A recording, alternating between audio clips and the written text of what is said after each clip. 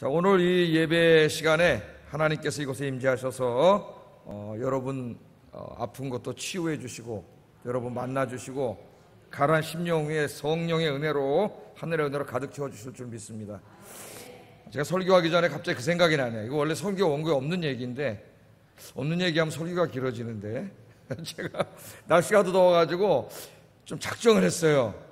설교를 조금 줄여야 되겠다 이러면 시간을 좀 줄여야 되겠다 그래서 했는데 갑자기 생각이 나네. 그때 태영호 대사 있잖아요. 주 영사, 영국 영사로 있다 이제 귀환한 사람이 쓴 그 책에 보면은 그 재밌는 얘기가 나옵니다. 이제 북한에서 이제 그 남쪽의 그 진보적인 교회, 가톨릭 신부들 뭐 이런 사람들하고 교류를 하려다 보니까 북한에도 종교의 자유가 있다는 걸 보여줘야 되는데 없잖아요.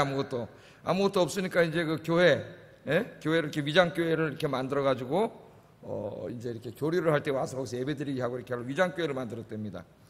우리가 잘 알고 있죠. 그 위장교회들을. 그 이제 그 위장교회를 만들어가지고 이제 그 또 관광객들이 가끔 와서 보고 그러니까 예배를 드려야 될 거 아닙니까? 예? 사람을 모아야 되는데 어떻게 하겠어요? 그래서 이제 강제로 동원을 해가지고 목사는 가짜 목사 세워놓으면 되는데 공부한 사람이 올라와서 그냥 하면 되는데 성경 그냥 얘기하고 공부해가지고 여기 온 사람이 있어야지. 그렇게 사람을 모아서 이렇게 모았는데 누구를 모았냐면 그 책에 보면은 빨갱이 여자들을 모았다 그래요. 평양 시내에 빨갱이 여자. 그러니까 누구를 빨갱이라는지는 나는 그 사람들 용어로 잘 모르겠지만 아마 그 공산주의 아주 골수분자들을 말하는 게 아닌가.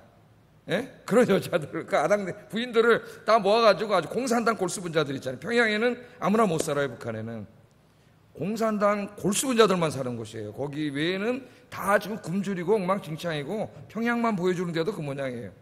그래서 이 사람들을 데려다 왔는데 오니까 이게 무슨 재미가 있겠어요. 그냥 끌려와가지고 재미도 없는 뭐 말도 안 되는 얘기, 공산주의 사회에서 살았는데 그 얘기 여기서 떠들으면 듣고 있어야 되니까 다 지루해가지고 막 이 핑계 대고 안 오고 저 핑계 대고 안 올라 그러고 몸 아프다가 안 올라 그러고 맨 처음에 막 전부 이랬다는 거예요. 근데 어느 날 그렇게 몇 달을 했는데 어느 날 갑자기 놀라운 일이 벌어졌는데 이 아줌마들이 몸이 아파도 오고 막 온다는 걸 꽉꽉 차더라는 거예요. 예배당이. 그 책에 나와요. 그 사람이 쓴 책에. 그 깜짝 놀라가지고 나중에 이게 왜 그런가 조사해봤더니 이 양반들이 나와서 이제 찬송도 부르잖아요. 찬송도 부르는데 그냥 부른 거죠. 노래 부르듯이 그냥 뭐 하나님을 알아요 뭐라 불렀는데 왜 하나님이 역사하셔가지고 이상하게 찬송을 부르고 거기 이렇게 와서 앉아있으면 마음이 편안해지더라는 거예요. 마음이 편안해져서 나오더라는 거예요. 그리고 어떤 그 평양의 음대 학생들은 거기 와가지고 이 찬송가 클래식이잖아요. 곡조가 너무 좋아가지고 북한의 음악은 다 피폐화돼가지고 막 이상한 혁명 음악만 있으니까 이 수준 높은 음악을 듣고 창가에 와서 젊은이들이 막 듣고 막 악보를 그리고 이런 현상도 일어나고 그 태영호 책에 나옵니다. 이런 일이 벌어졌다는 그 제가 깜짝 놀랐어요. 예배 시간에 우리가 찬송을 하나님 역사하는데 저 빨갱이 여자들이 와가지고 그냥 나라에서 시켜가지고 억지로 그냥 노래 부르다가도 그 찬송에 여러분 다윗이 찬양을 하니까 귀신이 쫓겨나갔잖아요. 마음이 편안해지고 하나님의 역사가 일어나지 않습니까? 근데 이 안타까움이 이 일이 자유로운 대한민국에서 이 교회에 와가지고 예배를 드리는데도 이 예배에 감동을 못 받고 은혜를 못 받는 사람은 얼마나 불쌍한 사람인가. 얼마나 불쌍한 사람인가 그런 생각을 했어요. 여기 그냥 빨갱이 여자들이 나와서 그냥 노래 부르다가도 마음이 편안해지고 하나님 역사 일어나는데 저들은 위장으로 했지만 하나님이 역사하시는 거예요. 그런 방법을 통해서도 이제 통일이 뭐 되겠습니까? 우리 기도해야죠. 저 북한 정권이 무너져야 통일이 되지. 저놈이 쌩쌩한데 통일이 되겠어요? 환상이죠. 환상. 착각이죠. 여러분 우리 기도하세요. 그리고 여러분 예배를 위해서 기도하시고 빨갱이 여자들이 와서 그냥 노래 찬송가 그냥 흉내내서 부르다가도 성령 역사하시는데 여러분 예배에 그냥 마당만 밟고 가셔야 되겠냐 이거예요. 여러분 기도하셔서 예배 시간마다 큰 은혜가 넘치기를 주의 이름으로 축복합니다. 기도하셔야 돼요. 이게 와서 이게 잘못하면은 그냥 차라리 거기 와서 앉아있는 빨갱이 여자들만도 못하게 와서 예배 드리고 갈 수가 있어요. 그냥 졸다가 딴 생각하다가 찬송가는 억지로 입도 안 벌리다가 이러고 갈 수가 있어요. 하나님 역사하는 곳에 와가지고 은혜의 강가에 와서 은혜의 강수를 퍼마시고 가야 되는데 남들은 다 퍼마시는데 그걸 못 포함하시고 하는 사람들. 오늘 이제 본문에 보면 유대인들이 그런 사람들이에요. 은혜 강수의 바울과 같은 훌륭한 이 선교사의 목회자가 와가지고 은혜 강수에 그냥 막 생수를 막 쏟아붓고 있는데 이방인들은 막 생수를 마시고 살아나는데 이 유대인들은 시기심이 작동해가지고 그 생수를 마시지 못하고 목말라 죽는 모습이 여기 나와요. 그 나중에 여러분 진짜 이게 통일이 되면 진짜 신자가 어디에 있는지, 어디에 진짜 신자가 있을까요, 여러분? 제가 몇 주 전에 얘기했듯이 그 할머니 한 분이, 그죠? 교회는 다 없어지니까 자기 집 뒤에 막 이렇게 숨어가지고 거기서 50년 이상을 예배드리고 기도하고, 그런 분도 있는데, 우리가 믿음이 좋다고요? 여러분은 진짜 좋으신 믿음, 믿음의 권속들이 되시기를 주의 이름으로 축복합니다. 자, 오늘은 이 말씀을 가지고 하나님께서는 전도를 통하여 택하신 자들을 구원하십니다. 아멘입니까? 택하신 자들을 다 구원하시겠죠, 하나님. 택하신 자들은. 근데 어떻게 구원하실까요? 전도를 통해서 구원하신다. 전도를 통해서. 지나치게 예정론을 주장하는 사람들은, 이런 사람들은 이제 하이퍼 칼비니스트라 그래요. 극단적인 칼빈주의자. 저는 그렇게 번역을 합니다. 하이퍼는 좀 이렇게 높다는 얘기인데, 극단적인 칼빈주의자들은, 그러니까 칼빈의 제자 중에 베사 같은 사람들, 이쪽을 따른 사람들은 예정론을 아주 그냥 굉장히 중요하게 여겨가지고, 칼빈은 원래 예정론을 가르칠 때 구원론에서 가르쳤는데 이걸 신론에다가 갖다 집어넣어놨어요. 예정론에. 그래서 하나님이 다 예정하셨음, 이렇게 시작하니까 골치 아픈 문제가 생깁니다. 하나님이 다 예정하셨고, 구원할 사람 예정하시고, 구원 안 할 사람 다 유기자들은 또 다 예정해 놓으셨으면 이게 뭐냐, 골치 아픈 문제가 생겨요. 원래는 칼빈은 그렇게 말하지 않았거든요. 구원론 속에서 이야기를 했는데, 하여튼 그래가지고 예정론을 최고, 장로교 교리의 최고 앞에다 세운 사람들이 있었어요. 그렇게 해서 이제 그 교회를 다 이 신학이 지배하다 보니까 자연히 무슨 얘기가 어떤 생각이 나왔겠습니까? 뭐가 약해지겠어요? 예정론을 강조하다 보니까 선교가 없어지는 거예요. 교회 선교가. 이 사람들 뭘 하냐면 하나님 구원받을 자를 다 예정해 놨다는 거예요. 그러니까 굳이 그렇게 가서 선교하고 전도하지 않아도, 그죠? 아니, 하나님 구원하기로 다 작정해 놨으면 하나님 무슨 일을 통해서도 다 구원할 텐데 뭘 우리가 그렇게 가서 전도를 하고, 그랬으면 바울이 왜 이러고 댕겼겠어요, 여러분? 그럴 필요가 뭐 있냐 이래가지고 진짜로 한동안 이 서양 교회들이 선교를 하지 않았어요. 이 신학의 영향력이 이렇게 무서운 거예요, 여러분. 왜? 그 신학의 영향을 받은 사람들이 누구예요? 목회자들이잖아요, 목회자들이 와서 그런 엉터리 같은 얘기 하면은 이게 성경과 다른, 예수님의 가르침과 다른 교회가 돼버리는 거예요, 이게. 이게 중요해요. 그래서 신학교가 굉장히 중요해요. 자, 여러분은 어떻게 생각하세요? 그럴듯하잖아요. 그럴듯해. 하나님 구원받을 자와 심판할 자를 다, 유기될 자를 다 이미 예정해 놓으셨다면은 하나님 예정한 자는 구원하시잖아요. 그러면 내가 굳이 저 사람을 전도 안 해도 하나님이 다 알아서 구원하시겠지. 뭘 그렇게까지 우리가 이렇게 전도해야 되느냐? 그런 주장에 대해서 여러분은 어떻게 생각하세요? 어떻게? 오늘 본문이 이제 그것을 우리에게 가르쳐 줍니다. 본문.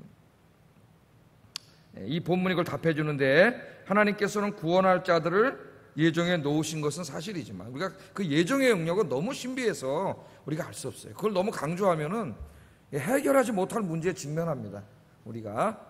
그러나 이제 하나님의 전능하심과 전지하심이라고 하는 것을 출발하면 하나님이 다 아시겠죠. 그건 예정을 해놓으셨겠죠. 그러나 그 하나님이 택한 자들을 어떻게 구원하시느냐 하면은 전도를 통해서 구원하세요. 그냥 스스로 구원하는 게 아니라 전도를 통해서 구원하세요. 물론 아주 하나님의 특별한 섭리에 의해서 바울처럼 직접 부활하신 주님이 찾아오셔가지고 구원한 사람도 있겠지만 대부분은 다 어떻게 하나님이 전도를 통해서 구원하세요. 전도를. 그래서 전도는 뭐냐? 전도를 이 예정론에 입각해서 정의하면은 택하신 자들을 찾아 나서는 겁니다. 사실은 예정론의 입장에서 보면은 택함 받지 않은 자는 아무리 전도해도 안 믿겠죠. 그죠? 내가 평생을 전도해도 안 믿으면은 우리는 확실히 알지 못하지만 저 사람은 택함 받지 않은 사람인가 보다. 그래서 생각할 수가 있겠죠. 그러니까 전도는 결국은 예정론의 관점에서 보면은 하나님이 구원하기로 택함을 받은 자들을 우리가 찾아가서 복음을 전하는 거예요. 그러면 택함을 받은 자들은 희한하게 예수 믿고 구원받아요. 하나님께로 돌아오는 역사가 일어나요. 그래서 하나님은 택하신 자들을 어떻게 구원하시느냐? 전도를 통해서 구원하신다. 할렐루야. 설교 다 했습니다. 전도를 통해서 구원하신다. 그러니까 열심히 전도해야 돼 우리가. 그죠? 택하신 자들은 다 구원하셨다. 자, 그런데 오늘 본문을 좀 공부해 보겠어요. 이 본문을 중심으로 좀 우리 살펴봐야 될 이 중요한 교훈이 있습니다. 자, 바울과 바나바가 이제 선교를 한 지도를 한번 보면 이제 지난주에 봤죠? 안디옥 교회, 예루살렘은 여기에 있고 안디옥은 시리아, 여기 있는 시리아 총독부가 있는 시리아의 수도 로마 제국, 이게 다 로마 제국인데 로마 제국의 최동쪽에 파르티아 공화국과 경계를 하고 있는 아주 중요한 곳이고, 이 로마는 항상 식량이 모자랐기 때문에 이 로마의 식량을 다 어디서 갖고 왔다 그랬어요. 대부분 이 이집트의 곡창지대에서 다 가지고 왔습니다. 그래서 여기가 끊어지면은 이 식량이 모자라요, 이 나라가. 그래가지고 이 굉장히 중요한 곳이에요, 이것이. 예? 이것이 여기에 여왕은 누구였어요? 이집트 여왕은 그 이쁘다고 하는 크시인데, 크시 클레오파트라. 예? 클레오파트라의 코가 한치만 낮았어도 세계의 역사는 어떻게 변했을지 모른다 그러잖아요. 코가 얼마나 어떻겠는지 잘 모르겠지만 어떤 사람 또 되게 못생겼다는 사람도 있고 본 적은 없기 때문에 클레오파트라가 누군지 하여튼 이 당시에 권력자들이 다 남편이었어요. 권력자들하고 애기가 다 있어요. 그 권력자들하고 사이라는 아이가. 하여튼 대단한 여자인 것 같아요. 자, 그게 이제 안디옥 교회에서 파송을 해가지고 선교사로 파송을 해서 바울과 바나바의 사촌인 마가복음을 쓴 사람 셋이 이제 배 타고 싹 가서 이 바나바의 고향인 구브로라고 하는 섬으로 갔죠. 예? 가서 이제 제일 먼저 이 살라미하고 바버라고 하는, 바버는 이 구브로의 수도입니다. 총독부가 있는 이 섬에서 두 도시를 중심으로 복음을 증거한 걸 우리가 살펴봤어요. 그 다음에 여기서 이제 배를 타고 엄청나게 먼 거리죠. 예. 배를 타고 다시 터키, 지금의 터키죠. 터키 내륙으로 들어가서 아탈리아, 버가, 바닷물 여기까지 들어간다 그랬죠. 우리나라 김포처럼. 들어가서 이제 어디까지 갔어요? 내륙으로 쭉 들어가가지고 안디옥까지 가서 복음을 전했는데, 안디옥하고 이 안디옥은 구분해야 된다 그랬습니다. 이건 시리아에 있는 안디옥이고, 이거는 갈라디아 지방에 있는 안디옥. 그래서 이것을 구분하기 위해서 뭐라 그래요? 비시디아 안디옥이라 그래요. 비시디아 안디옥. 자, 지난주에 공부한 거 생각나시죠? 이게 지금 바울의 1차 선교. 그래서 다시 이고니온으로 갔다가 더베로 갔다가 다시 여기로 돌아와가지고 배 타고 안디옥까지 돌아온 게 1차 선교고, 바울이 2차 선교 때 개척한 교회 요 지역을 뭐라 한다 그랬어요? 갈라디아. 여기다 보낸 편지가 뭐예요? 갈라디아서다. 갈라디아서. 그 정도는 이제 상식적으로 알아야 되겠죠. 제가 아침에 새벽 기도 끝나고 이렇게 가다 보면은 사이클이 막 어떨 때는 불교 방송이 잡히고 어떨 때는 카톨릭 방송이 잘 잡히고 어떨 때는 그 EBS 방송이 잡혀요. EBS 방송이 잡히면 영어 한마디 듣고 갑니다.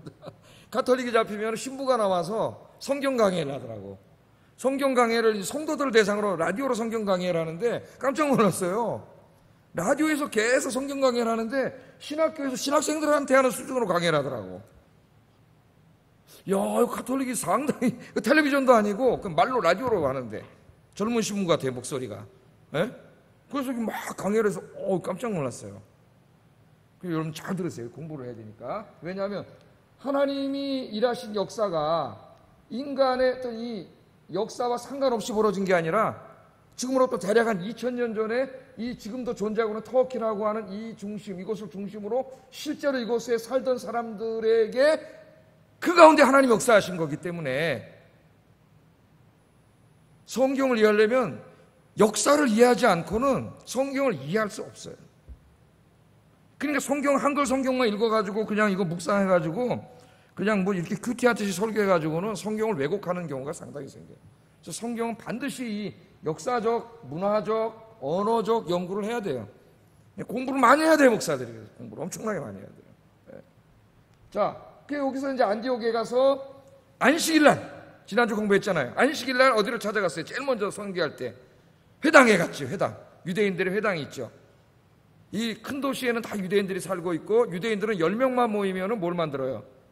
회당을 만들어요. 그래서 자기 자녀들에게 하나님의 말씀을 가르치고 이방 문화를 가르치는 게 아니라 자기 고유의 민족 문화를 가르치고 율법을 가르치고.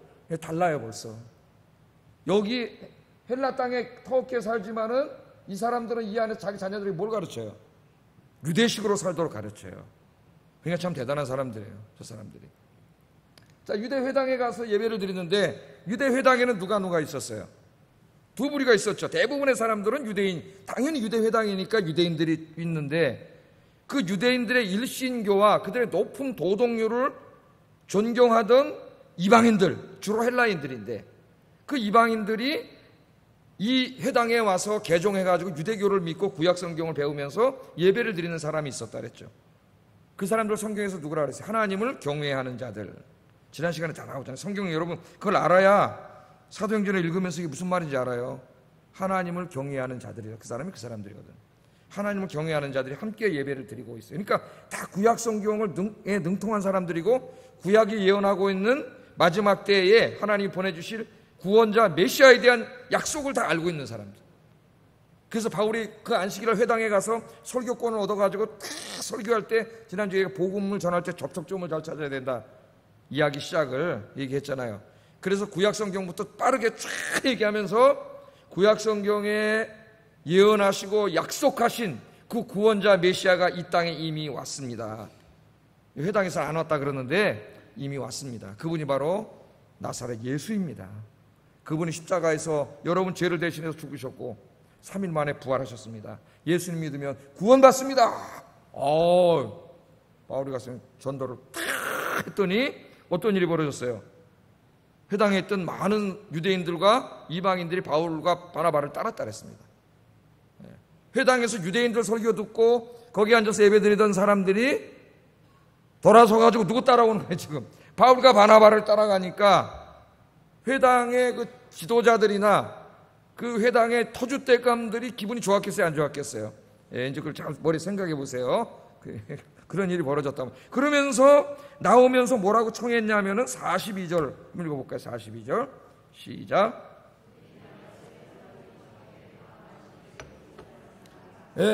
그 가면서 이제 이렇게 악수하고, 아이고 안녕히 가세요. 우리도 악수하잖아요. 아이고 안녕하세요. 오늘 말씀 은혜 받았습니다. 뭐 하고 이제 이렇게 다 가는데 이 사람들이 와서 뭐라 하느냐면은 다음 안식일에도 오늘 한 이야기, 예수님에 관한 이야기를 다음 안식일에 한 번 더 말해주세요.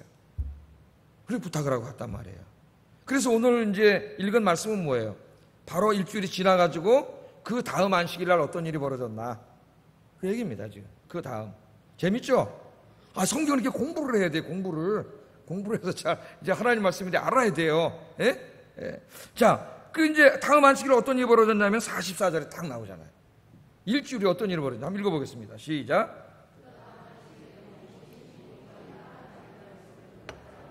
와메 여러분, 그 다음 안식일날 누가가 기록합니다. 누가는 의사죠. 의사, 과학자예요. 그 당시에 지식인입니다. 근데 누가가 기록하기를 그 다음 안식일날에 온 시민, 그러니까 비시디아 안디옥에 사는 온 시민이 거의 다 하나님의 말씀을 들으러 왔다는 거예요. 좀 많이 왔긴 많이 왔는데 비시디아 안디옥에 있는 온 시민이 거의 다 왔으면 그 회당은 조그만데 어떻게 들어갈까요?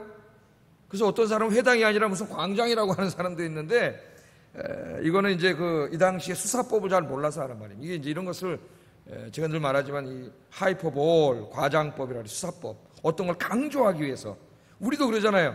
광화문에 뭐 이제 예를 들어서 뭐 태극기를 들고 모였던, 촛불을 들고 모였던 하여튼 사람들이 많이 모이면 뭐라 그래요? 서울 시민이 거의 다 모였네? 그 아무리 모여봤댔자 뭐 몇십만 명밖에 안 모였거든. 서울 시민은 1000만 명인데 10%도 안 모였거든요. 1% 모이면 10% 모이면 100만 명. 한 5% 모이면 거의 다 모였다. 와, 서울 시민 거의 다 모였네? 이제 그런 표현법이라고 보면 돼요. 그러니까 굉장히 많이 온 거예요. 굉장히 많이. 막 회당에 들어갈 수 없을 정도로 북적북적 어떤 일이 벌어졌는지는 잘 모르겠습니다. 그 회당 규모가 얼마나 했는지, 좌석이 얼마였는지, 그거 어떻게 다 이걸 수용했는지 이건 잘 모르겠어요. 그런 건 상세하게 얘기하지 않았는데 하여튼 우리에게 얘기해주고 싶은 것은 그 다음에 뭐라 그랬어요, 이 사람들이.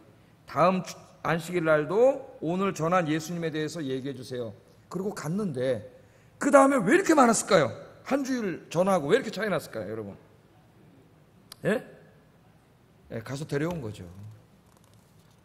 예수님에 관한 구약에 예언한 메시아가 왔다. 그분이 나사렛 예수다. 예수 믿어야 구원받는다. 그분이 죽은 자 가운데서 부활하셨다. 지금은 하늘 보좌에 승천하셔서 온 세상의 주가 되셨습니다. 주님이 되셨습니다. 이 이야기를 다시 한번 해달라 그랬잖아요. 자기는 들었잖아요. 누구 듣게 하려고? 자기 가족, 이웃, 친척, 친구 다 데려왔겠죠. 가서 다 데려온 거예요.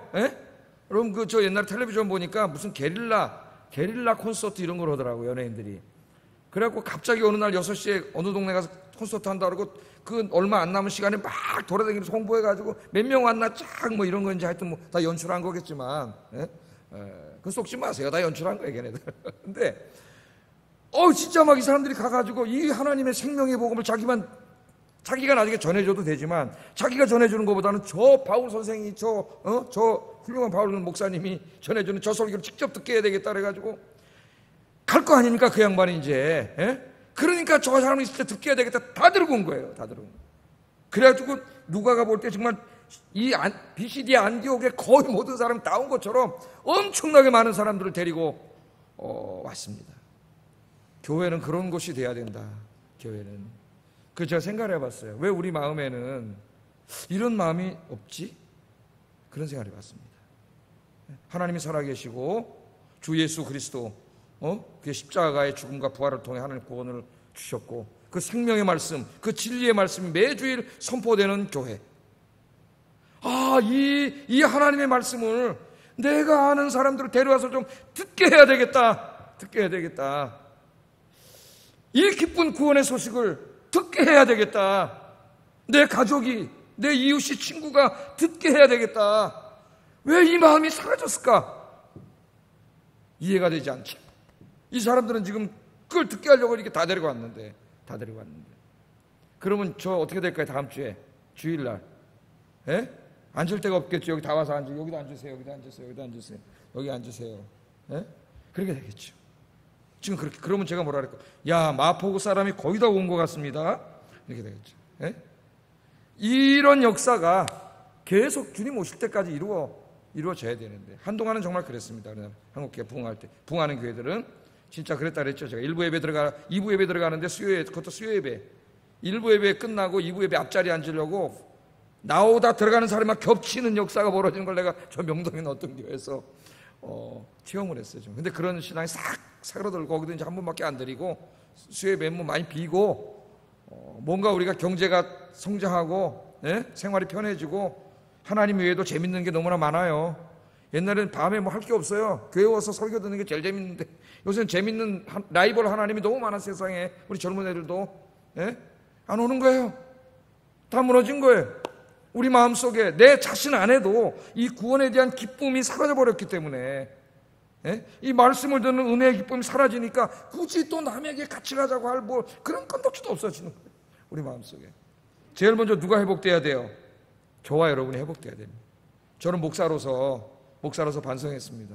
설교할 때에 그런 설레는 마음과 기대하는 마음으로 늘 준비하게 하시고 정말 양들에게 조금이라도 더 좋은 꼴을 먹이기 위해서 더 노력하고 기도하는 목사가 되게 하시고 우리 성도님들은 이 기쁜 하나님의 말씀을 듣게 하기 위해서 매 주일마다 내 주변에 많은 사람들을 야 교회 가자 양쪽 손에 이 손 저 손에 손잡고 여러분 교회로 몰려오는 그런 꿈을 꾸시기 바랍니다. 그렇게 돼야 돼요. 하나님이 그러라고 교회를 세워놨잖아요. 바울이 어떤 환상을 봤죠? 이사야 2장과 66장에 말일의 시온성에 하나님이 계시는 시온성에 온 열방의 모든 사람들이 그 시온성으로 몰려오는 환상을 봤잖아요. 그것을 자기의 소명으로 받았잖아요, 바울이.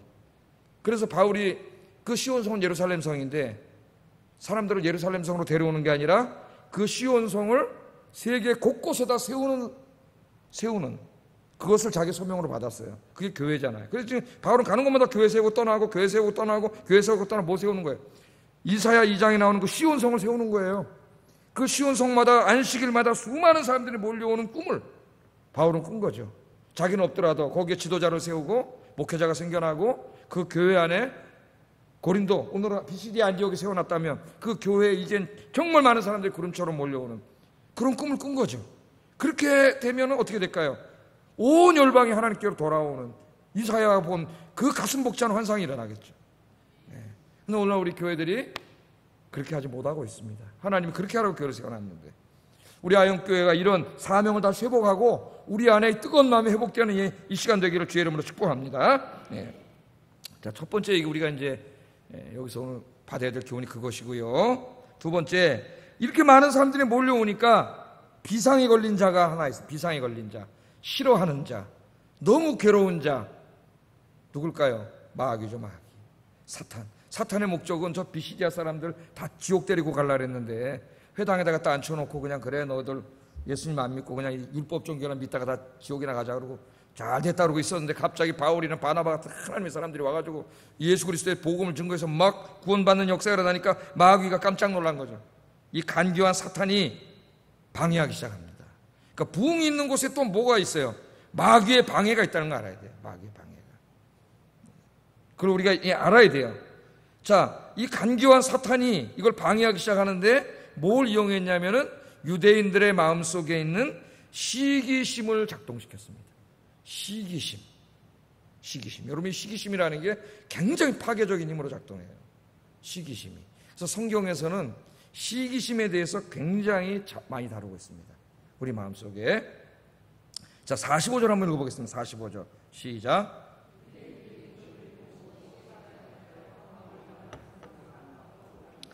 유대인들이 그 무리를 보고, 자기네들이 설교할 때는 한 번도 그렇게 많은 사람이 온 적이 없어요.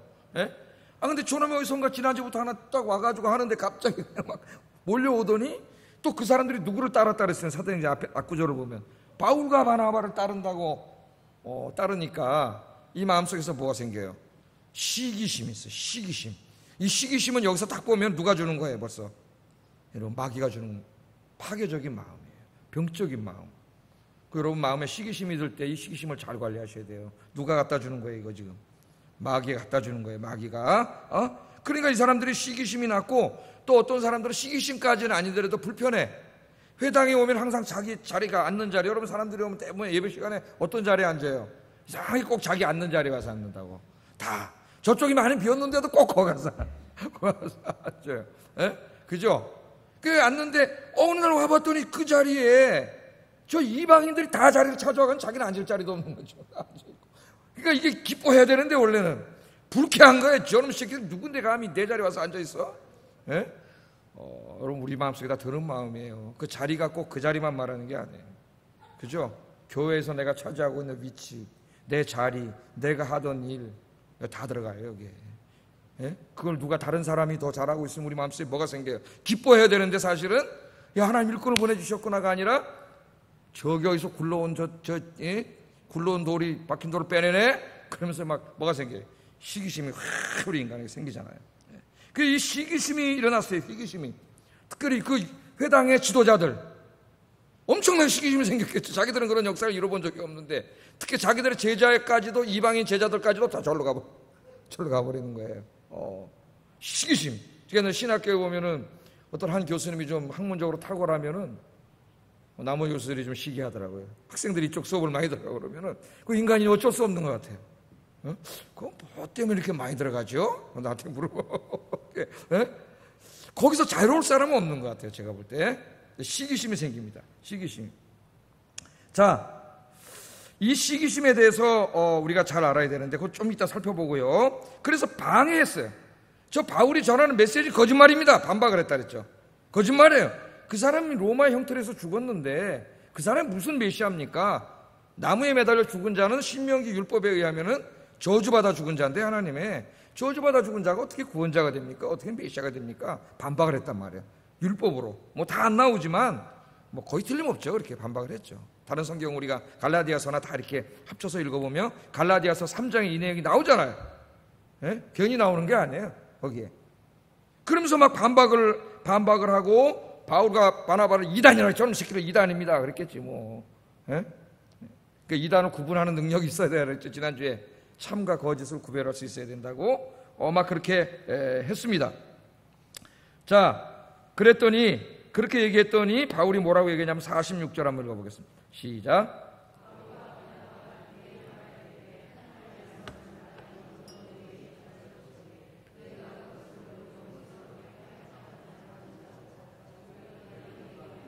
아멘. 그러니까 유대인들 중에 바울의 말을 듣고 바울과 바나바를 따르고 예수 믿는 사람들이 있었던 반면에 그 회당의 골수부자들하고 지도자급에 있는 사람들은 바울의 메시지를 반박하고 받아들이지 않았어요.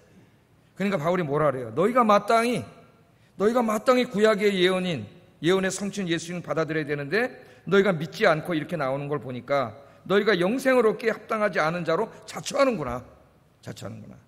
이제는 우리가 어디로 간다고요?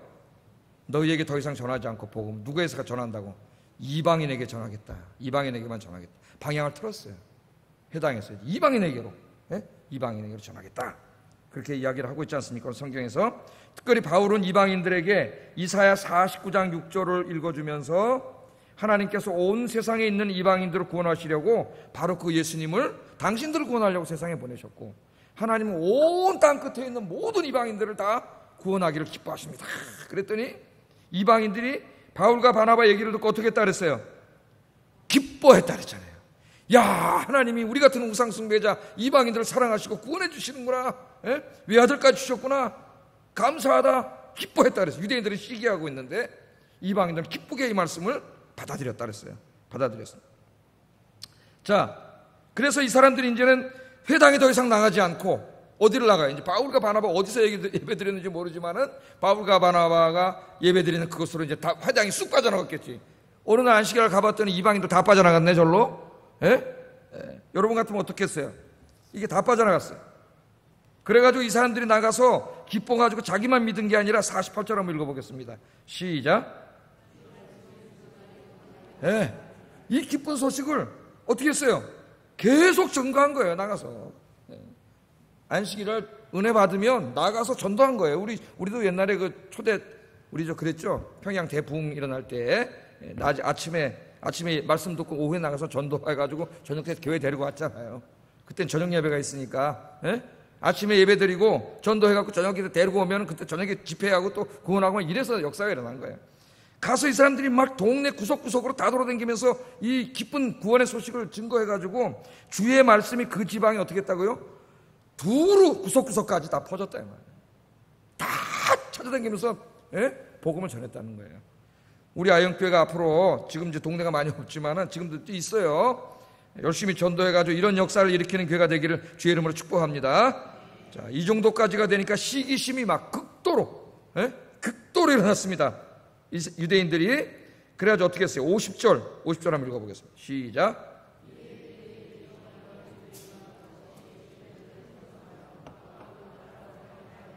그 지역에 쫓아내니 이 도저히 안 되겠다 이놈들. 그래가지고 마귀가 시기심을 계속 작동시키니까 여러분 이 시기심이 작동되면 견딜 수가 없습니다. 내가 시기하는 대상에 대해서 견딜 수가 없어요. 그 시기심은 언제 끝나냐면은 그 사람이 죽어야 끝나요. 죽어야. 이게 치유받지 않으면 그 사람 죽기 전까지 안 끝나요. 그래서 이 사람들이 어떻게 했습니까? 거기서 끝나지 않고 회당에 남아있는 귀부인들이 좀 남아있는 여자들이 있었던 거예요. 유대교를 좋아했던. 그러니까 귀부인은 남편이 어떤 사람이에요? 비시디 안디옥의 권력자들의 부인이죠. 이 귀부인들을 선동해가지고 그 남편들을 선동한 거죠. 그래서 힘 있는 사람들을. 그래서 바울과 바나바를 어떻게 했어요? 박해했어요. 박해. 못하게, 더 이상 못하게 박해를 하고 결국은 그 지역에서 어떻게 했다고요? 비시디 안디옥에서 쫓아내버렸어요. 야, 하나님의 그 구원의 기쁜 소식이 선포될 때 이방인들은 다 받아들이고 아멘으로 받아들이고 자기들도 그 말씀을 구원의 복음을 받아들이고 함께 이 기쁨의 대회에 참여해서 비시디 안디옥 여기 전도하는데 앞장서야 될 이 사람들이 시기심이 발동해가지고 그 복음도 받아들이지 않고 하나님의 복음 사역을 방해하는 죄를 저지르고 있죠. 이 시기심이 이렇게 무서운 거예요. 그래서 잠깐 한번 시기심에 대해서 한번 좀 제가 말씀을 간단하게 드리겠습니다. 야고보서 강의할 때 제가 심리학자들이 얘기하는 시기심에 대해서 상세하게 강의를 한 적이 있는데, 자, 시기심은 일단 그 근원이 어디라고요? 성령님이 주시는 거예요? 마귀가 주시는 거예요? 주시는 게 아니지. 마귀가 주는 거예요. 마귀가 주는 거예요. 사탄은 종종 우리 안에 있는 이 시기심을 작동시켜서 하나님의 교회를 파괴시킵니다. 하나님을 향하여 열심히 있던 나를 열심 더 이상 못 내게 하고 갈등하고 다투고 싸우는 것에 집중하게 하고 교회를 파괴시켜요. 시기심이 왜 생기느냐? 내가 갖고 싶어하는, 그렇게 갖고 싶었던 어떤 것이 있는데 내가 못 가졌어요. 근데 어느 날 보니까 그것을 가진 사람이 내 앞에 나타나. 그게 돈일 수도 있고 남편일 수도 있고 그게 무슨 뭐 외모일 수도 있고 그럴 수도 있어요. 그럴 때 우리 마음속에 뭐가 일어나요? 시기심이 시기심이. 또 교회 공동체 안에서 내가 이때까지 공동체 안에서 인정받고 있고 내가 주로 하던 일이 있고 내가 주로 하면서 사람들이 인정받았던 그 분야에 어느 날 교인들이 또 새로운 교인들이 많이 왔는데 나보다 더 잘하는 사람이 와가지고 다른 사람이 그 사람을 더 인정받고 그렇게 할 때에 내 마음속에 뭐가 일어나요? 시기심이 확 일어나요. 시기심 조심해야 됩니다. 시기심 때문에 망하는 사람이 많아요. 시기심이 막 일어나. 그래서 야고보서 3장 14절 16절에 이렇게 말씀하셨어요. 같이 읽어보겠습니다. 시작.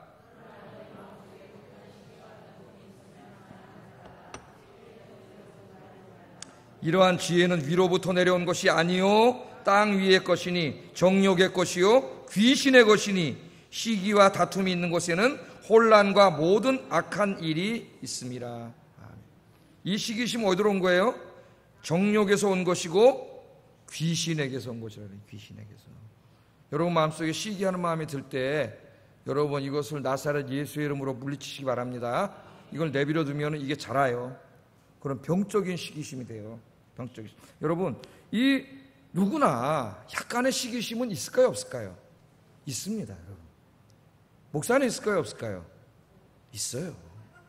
솔직히 말하면 있어요. 사촌이 땅 사면은 왜 이렇게 어제까지 소화가 잘 됐는데 배가 이렇게 저 멀리 나랑 관계없는 사람이 잘 되면 그냥 잘 됐나 보다 그러는데 이상하게 내가 더 친한 사람일수록 잘 되면은 그래 축하해 그러지만 집에 가면 어떻게 해요? 솔직히 말하면은 힘들어요. 괴로워. 가까운 사람일수록 축하해 주기가 어려워요. 그래서 우리가 남의 고통을 같이 하는 것도 힘들지만 더 힘든 거는 남의 기쁨을 같이 해주는 게 더 힘들어요. 정말 우리 교회 안에서 나랑 친한 다른 집사님들의 기쁨을 내가 같이 해줄 수 있는 사람이라면 정말 신앙이 성숙한 사람이에요. 자, 누구나 시기심은 있어요. 그래서 어느 정도의 시기심은 우리 삶에 긍정적인 효과를 가져올 수 있습니다. 왜? 자극을 줘. 건강한 사람은 좀 시기심이 생겨요. 나도 더 열심히 살아야 되겠다. 목사, 내가 더 열심히 목회해야 되겠다. 설교 준비 더 열심히 해야지. 내 부족한 걸 더 채워야지. 이렇게 이제 건강한 것으로 나타나. 그건 좋은 거예요. 건강한 시기심이에요. 여러분은 그렇게 되시기 바랍니다. 그런데 그렇지 않고 이 시기심이 병적으로, 대개는 병적으로 나타나요. 병적인 시기심에 빠지면은 수동적으로는 시기의 대상이 불행해지기를 바라는 마음이 생깁니다. 적극적으로는 시기의 대상에게 해를 끼치는 행동을 하게 돼요. 그래서 일단 시기심이 생기면 감사가 사라져요. 나한테. 왜?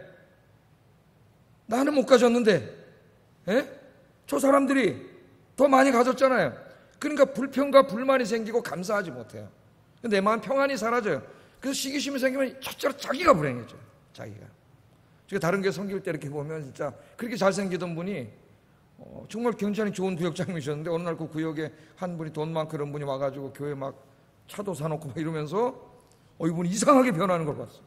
저분이 시기심이 작동해. 시기심 막 자기 구역 식구를 막 미워가지고 막 죽으려는 거예요. 왜? 그 분야에서 자기가 인정받고 이렇게 목사님에게 인정받고 교회에 인정받고 이렇게 해야 되는데 그 사람에게 주목이 가니까 시기심이 막 일어나는 거예요. 시기심. 이상한 사람이 되는 거예요. 이상한 사람. 나 믿음이 있어서 기도를 하더라고요. 기도하면 고쳐져요. 자, 이 감사가 사라지고 두 번째는 아까 뭐라 그랬어요? 수동적으로는 시기의 대상을 미워하게 되고 그 시기의 대상이 망하기를 바라는 사악한 마음이 생깁니다. 굉장히 사악한 마음이거든요. 그것이. 시기의 대상이 병에 걸리거나 망하거나 죽었으면 좋겠다는 생각하게 되고요.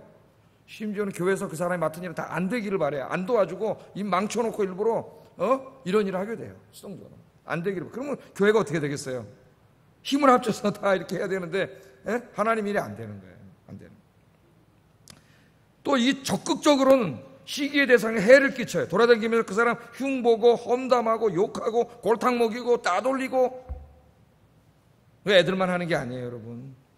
어른들도 해요, 어른들. 직장에서도 하고요, 교회에서도 해요, 교회에서도. 이건 굉장히 사악한 짓인데 이걸 사악한 짓인지 모르고 해요, 시기심에 빠지면. 네? 그래서 어떻게 됩니까? 아까 온갖 악한 일이 어디서 생겨난다 그랬어요? 혼란과, 교회 안에 혼란과 모든 악한 일이 시기심 때문에 생겨나요. 시기 질투. 그렇게 마음을 합쳐서 서로 사랑하고 아껴주면서 같이 교회를 섬기고 하던 분들이 갑자기 시기 질투가 생기면은 이 다 깨지고 저는 확 망해버리면 저 사람은 안 돼야 되고 안 도와주고 다 안 되기를 바라고. 그게 다 누구의 일이에요? 사실은 하나님의 일인데 결국은 하나님의 일이 안 되기를 바라는 거예요. 이 큰 죄를 짓는 거예요. 하나님의 일이 안 되기를 바라는 거예요. 네. 여러분, 교회에서 하는 모든 일은 다 누구의 일이에요? 주의 일이에요. 주의 일. 그 일을 맡은 그 사람을 도와주는 게 아니에요. 하나님의 일을 하는 거지. 시기심이 생기면 그렇게 생각을 해요. 저 사람을 도와준다고 생각해. 그럼 저 사람이 잘 되면 사람들이 또 저 사람 이럴 거 아니야. 나 못 살아. 예? 안 도와줘. 안 가. 안 해. 흉보고 댕겨. 예? 저 일이 안 되게 막 만들어. 이런 사악한 마음이 생긴단 말이에요. 시기심. 지금 유대인들이 딱 그렇게 됐잖아요. 유대인들이. 그 여러분, 시기심이 누구예요? 그 성경에 나오는 사울 왕 같은 사람. 하나님이 왕으로 세워주셨는데 하나님이 주신 그 수많은 권력과 돈과 시간과 재능을 다 어디다 써요? 하나님이라는 데다 쓰지 않고 자기가 시기하는 대상인 다윗을 죽이는 데다 써버리죠. 결국 자기가 죽어버리잖아요. 자기가. 예? 난 망하는 데다 다 써버리는 거예요. 또 여러분, 그 영화 모차르트와 살리에르 그 유명한 얘기 있잖아요. 살리에르는 모차르트가 나타나기 전까지는 최고의 음악가입니다. 왕궁에서 최고의 음악가로 존경받으며 살았는데 어느 날 젊은 놈 하나가 뜩 나타났는데 천재야. 사람들의 관심이 다 그걸로 쫙 여기 있었는데 여러분, 그거 엄청 힘든 거예요. 다 나를 바라보던 사람들이 쫙 그날부터 모차르트를 죽이는데 자기의 인생을 다 바치잖아요. 모차르트 하나밖에 없는데 자기보다 난 사람. 여러분, 2등이 제일 불행한 거 아십니까? 전교 2등이 제일 힘들어요. 이 세상에서 불행해요. 전교 1등을 한번 해보고 싶은데 전교 1등을 따라갈 수가 없어. 2등이 제일 불행해요. 차라리 한 30등 하는 놈은 하나도 안 불행해요. 그냥 나 인생 주는 대로 제대로 살아. 전교 2등은 너무 불행해. 여러분, 1등 다음에 2등이 행복하지 않아요. 더 불행해. 다 10등 하는 놈은 차라리 괜찮아요. 행복해. 이게 뭐예요? 시기심이에요. 시기심. 이 시기심에 빠지면은 자기가 잘 되는 것보다 다른 사람이 안 돼서 얻는 기쁨이 더 커집니다. 이런 사람으로 망가져요. 그 제가 재밌는 얘기 하나 해드렸잖아요. 그죠? 예? 어떤 저 사람이 기도했더니 하나님 나타나서 야, 내가 네 소원 들어줄게. 예? 근데 네가 시기하는 저 사람은 2배로 들어준다. 그러는 거예요. 그냥 얘기입니다. 얘기해요. 또 이 사람이 하나님 저 10억만 주세요. 이렇게 기도하고 싶은데 준다 그랬으니까. 그럼 시기하는 사람 얼마 줘요, 하나님이? 20억을 주잖아. 이거 견딜 수가 없는 거예요, 시기하는 사람. 그래서 고민을 하다가 이게 뭐 꿈이라네. 꿈이래. 꿈이라 그랬을 거예요. 꿈이니까 그랬겠지. 하나님 제 눈을 하나 빼주세요 그랬대잖아요. 그럼 저 사람 몇 개 빼줘요? 2개가 빼잖아요. 이게 재밌는 이야기지만은 시기가 이렇게 무서운 거예요. 시기심이. 심리학자들에 따르면 모든 인간관계에는 시기심이 있습니다. 그런데 형제간에도 부부간에도 시기심이 있는데 인간관계에서 유일하게 시기심이 거의 작동하지 않는 관계, 가장 약한 관계가 있다. 그게 부모 자식 간이라 그래요. 왜? 부모는 자식을 시기하지 않아요. 사랑하기 때문에 자식이 잘 되기를 바래. 자기가 다 희생해서라도 자식이 잘 되면 그게 자랑이잖아요. 그래서 여러분, 시기심을 극복하는 유일한 길은 뭡니까? 사랑이에요. 사랑. 내가 정말 사랑하는 사람은 시기하지 않습니다. 제가 우리 아내를 진짜 사랑하는데 제 아내가 잘 되는데 시기할까요? 잘 되기를 바라죠. 사랑하는 사람 시기하지 않아요. 그래서 이 시기심을 극복하는 방법은 사랑이에요. 그래서 여러분, 하나님 앞에 기도하셔야 됩니다. 하나님 우리 사랑하시잖아요. 하나님 우리 시기하시나요? 잘 되면 얼마나 기뻐하세요? 부모님이 자식 잘 되는 걸 기뻐하는 것 같죠. 하나님 나에게 주님의 마음 주시고 주님의 사랑을 주셔서 우리 아영교인들을 다 사랑하게 해주세요. 여러분 정말 사랑하기 시작하면은 그 주위에 막 달란트 많은 사람들이 봉사할 때 다 기뻐요. 누가 기쁠까요? 저는 기쁘죠, 목사니까. 왜 기쁠까? 시기 안 하잖아요. 교인들이 다 교인들 사랑하죠. 저는 시기를 안 해요, 여러분들을. 왜냐면 여러분들 다 주일하고 일 봉사. 그런데 여러분 라이벌끼리 있는 사람은 시기예요. 시기심이 생겨요. 그래서 오늘 유대인들처럼 이 기쁜 복음도 받아들이지 못하고 오히려 주의 일을 방해하고 막고 박해하고 이런 멸망의 길로 가버립니다. 오늘 기도하면서 주님의 사랑으로 여러분 가득하셔서 옆에 사람 사랑합니다 한번 해보겠습니다. 사랑합니다. 네. 시기해서 미안합니다. 시기해서 미안합니다. 네. 시기심이 안 생길 수 없습니다. 여러분 생겨요. 기도하세요. 생겨요. 안 생기지 않아요. 마귀가 가지고 와요. 기도하세요. 기도하면 이길 수 있어요. 이길 수 있습니다. 사랑할 수 있습니다. 사랑하시는 여러분 되기를 주의 이름으로 축복합니다. 그래서 다른 사람의 잘 되는 것을, 다른 사람이 열심히 봉사하는 것을 시기하지 않고 정말 축하해주고, 예? 칭찬해주고, 예?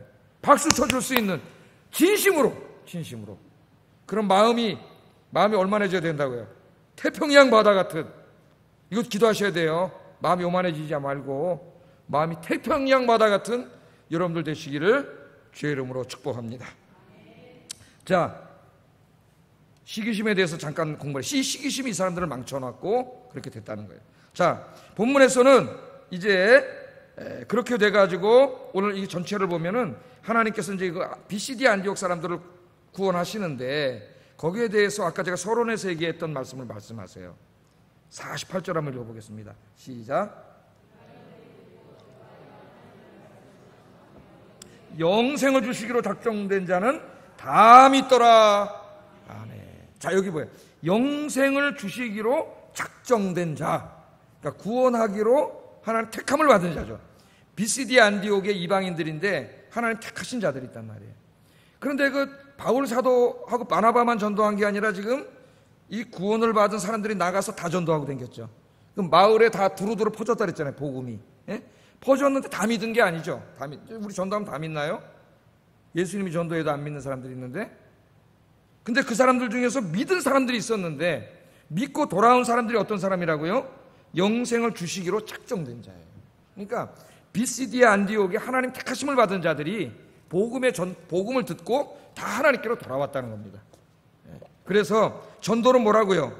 전도는 하나님 택하신 자들을 찾아 나서는 거다. 그래서 우리가 복음을 들고 열심히 개인 전도를 하면은 하나님 택하신 자들은 놀랍게도 내가 전한 복음을 듣고 회개하고 주님께로 돌아오는 역사가 일어나요. 하나님 택하신 자들을 그냥 저절로 막 초자연적인 방법으로 바울처럼 구원하는 게 아니라 그거는 극소수, 하나님 특별한 뜻에 의해서 하는 것이고, 대부분은 다 어떻게 한다고? 보편적으로는 우리들을 통해서 구원하기를 원하세요. 우리는 누가 택함을 받았는지, 누가 택함을 받지 않았는지 우리는 모르죠. 그 하나님밖에 몰라요. 우리는 모르기 때문에 모든 사람에게 복음을 전해야 돼요. 모든 사람에게. 듣든지 안 듣든지. 그래서 듣든지 안 듣든지 전하라 그런 거예요. 하나님께서. 우리 누굴 택했는지 몰라요. 우리 열심히 전하면 되는데 내가 전한 그 복음이 어느 날 저쪽에서 열매를 맺고 교회 나오는 역사가 일어나. 희한하게 나는 전도지 한 장 줬는데 그 사람 돌아오는 역사가 일어나. 왜? 택한 자예요. 나를 통해서 하나님 구원하신 거예요. 택하신 자들. 자, 전도는 뭐 하는 거라고요? 하나님이 구원하기로 작정한 자, 택하신 백성들을 찾아 나서는 것이다. 그러므로 내가 별거 아니고 내가 말주변도 없지만 내가 복음을 전할 때 그 사람들이 돌아오는 역사는 BCD 안디옥처럼. 그래서 여러분 열심히 전도하셔서 하나님 구원하기로 작정한 자들을 다 교회로 데려오시는 여러분들에게 주의 이름으로 축복합니다. 여러분이 안전하면은요 다른 사람을 통해서 전도할 거예요. 그럼 그 사람은 하나님께 칭찬을 받고 여러분 하나님 앞에서 책망을 받아요. 책망. 하나님 앞에. 많은 사람들이 전도하잖아요. 이왕이면 여러분들이 전도하셔가지고 여러분들이 택하신 자를 우리 교인들이 전도하면 우리 교회로 오는 것이고, 저쪽 교회 다른 교회 사람들이 전도하면 그쪽 교회로 가는 거죠. 뭐 그러잖아요. 하나님 택하신 백성을 전도를 통해서 구원하니까. 그래서 없는 자는 있는 것도 뺏긴다 그랬어요. 있는 것. 열심히 전도하시는 여러분 되기를 주의 이름으로 축복합니다. 여기까지만 하겠어요. 제가 하나 더 있는데 일찍 끝낸다고 약속을 했으니까 목사가 약속을 지켜야지. 그래서 마지막으로는 바울이 사실은 47절을 47절 한번 읽어보겠어요. 시작.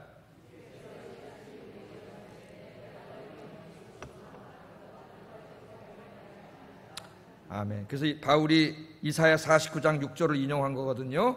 이 말씀은 뭐예요? 내가 너를 이방의 빛으로 삼아 너로 땅 끝까지 구원하게 하려고 너를 택했다. 이 말은 예수님을 말하는 거예요. 이 종, 여호와의 고난받는 종, 예수님을 통해서 이루어졌지만 바울은 그것을 알면서 예수님의 제자로서 이제 그 예수님의 소명을 자기의 소명으로 받습니다. 자기의 소명. 땅 끝까지 하나님이 나를 택해서 땅 끝까지 가서 복음을 전하는 자로 부르셨다. 지금 그렇게 자기가 받는 거예요. 자기의 소명으로. 부활하신 주님을 통해서도 들었지만 이사야 말씀의 묵상을 통해서도 이걸 잘 깨달은 거예요. 그걸 오늘 우리에게 가르쳐주면서 예수님의 제자인 저와 여러분들이 다 이 소명을 받은 자입니다. 이 소명을 받은 자. 땅 끝까지 온 세상을 구원하는데 부름받은 소명을 받은 예수님의 제자들 열심히 전도하시기를 주의 이름으로 축복합니다. 기도하겠습니다. 자, 오늘 말씀 바울과 바나바 또 거기 구원받은 모든 사람들은 비시디아 안디옥 사람들은 이사야 49장 6절을 자신의 소명으로 받았어요. 땅 끝까지 사람들을 구원하는 거. 그래서 열심히 전도해가지고 하나님 택하신 자들을 다 구원했습니다. 내가 바로 오늘 우리 아현교회의 바울이 되고 바나바가 되고 비시디아 안디옥의 성도들이 그런 열심히 복음 전하는 사람 되게 해주세요. 첫 번째 이 기도를 해주시고 바울처럼 강력한 소명의식을 가지고 전도하게 해달라고 기도하시고 내 마음속에 있는 시기심을 주님의 사랑으로 극복하고 모든 아현교인들을 사랑하고 하나가 돼서 주님의 교회를 섬기게 해주세요. 기도하겠습니다. 사랑하시는 하나님 감사합니다. 오늘 귀한 말씀을 통하여 하나님께서는 택하신 자들을 복음 전도를 통하여 구원하신다고 하는 주제로 귀한 말씀을 증거했습니다. 바울과 바나바가 주 예수 그리스도의 십자가와 부활의 복음을 증거했을 때에 그 회당에 모여서 설교를 듣던 유대인들과 많은 이방인들이 바울과 바나바를 따르게 되었고 주 예수 그리스도를 믿게 되었습니다. 다음 주일날 한 번 더 설교해달라고 부탁한 다음에 다음 주일날 돌아가서 자기 가족들, 친척들, 동네 사람들, 친구들, 동료들, 직장 동료들 다 데리고 회당으로 나왔는데 비시디아 안디옥에 있는 시민들 거의